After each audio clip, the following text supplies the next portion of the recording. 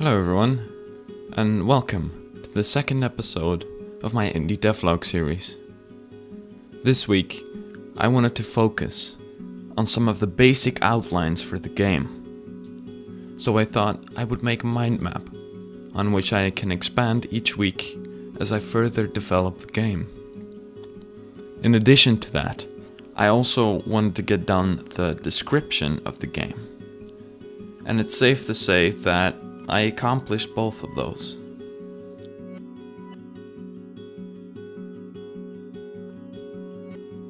So the first thing I did this week was load up a program called My Mind. It's a program you can download for free, and I created a new mind map. I named it Name to be Made Up since, well, I still don't have a name for the game yet, as I wanted to have meaning in relation to the game, and not just be a random name, you know? When the mind map was created, I immediately started writing. First, I made some extra notes branching from the main title, such as story, interactables, style, UIs, that sort of stuff.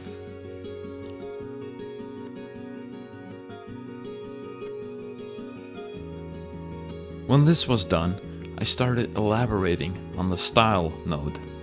This was arguably the easiest one, because I already know what style I'm going for with the game. I quickly added some inspiration examples for the low poly style I'm going for, and then moving on to the next subnode, style. Now, I want the game to be both immersive and realistic, and heavily story-based too, so I added that. After that was done, I continued with the next node, environment. I was in quite a creative mood that day, so I basically wrote down as much as I could, and I will more than likely not use all of the things I wrote in this mind map, but it gives me a good visualization as to the direction I am going in with the game.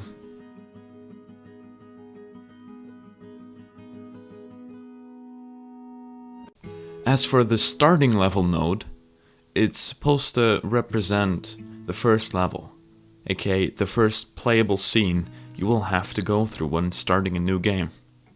I'll probably move this node to its separate branch, as I will be adding each level to this mind map as I design it. And with that many levels, it could get really busy really quickly.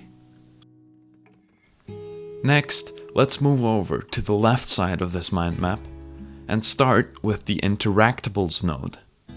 I didn't do much on this one, as I have no idea yet which characters or animals that will be put into the game, and whether or not you can interact with them. But no worries, this node will get expanded upon much more in the future. Then it was time for the inspiration node.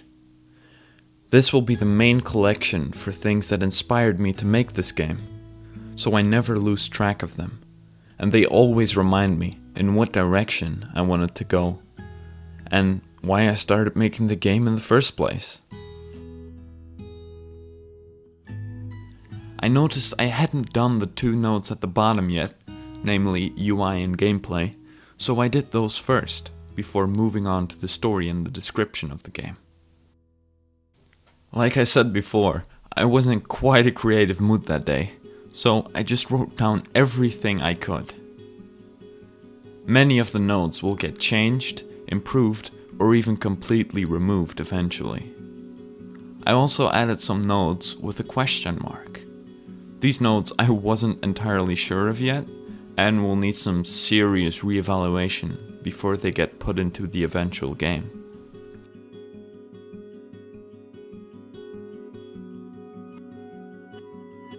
And finally, we get to the story node. I didn't branch off anything here, I just simply added a note in which I will put everything related to the storyline. So first, I started with the summary, or alternatively, the description of the game. And I will read it to you now. It goes as follows. While driving on an abandoned road, you lose control over your car and you crash into a bridge and lose consciousness. When you wake up, you realize what has happened, but you can't get away because your car is completely useless. To add to that, the bridge you were driving on is now no longer usable. It has collapsed, meaning no help will be coming, at least not from that direction. And so you start wandering around, trying to find someone that can help you, but most importantly, trying to get home. You realize the world is a dangerous but beautiful place as you climb your way through nature, explore relationships with strangers, and battle the forces of nature which have seemingly turned against you. You make important decisions that will either get you home quicker or set you back even further. It is up to you to make the right ones. It is up to you to get home.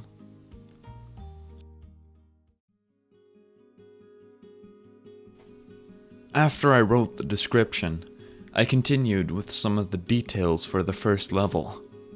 I won't show you all of it, since it does include some spoilers towards later in the game, but feel free to look at the part right here.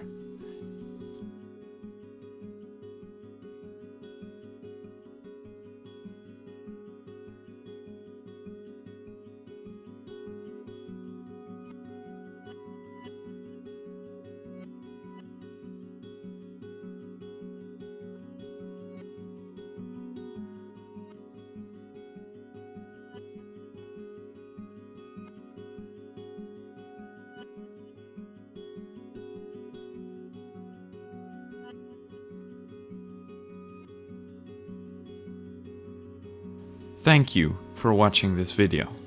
If you liked it, please leave a like and comment any ideas you might have for the game, and I'll be more than happy to take a look at them.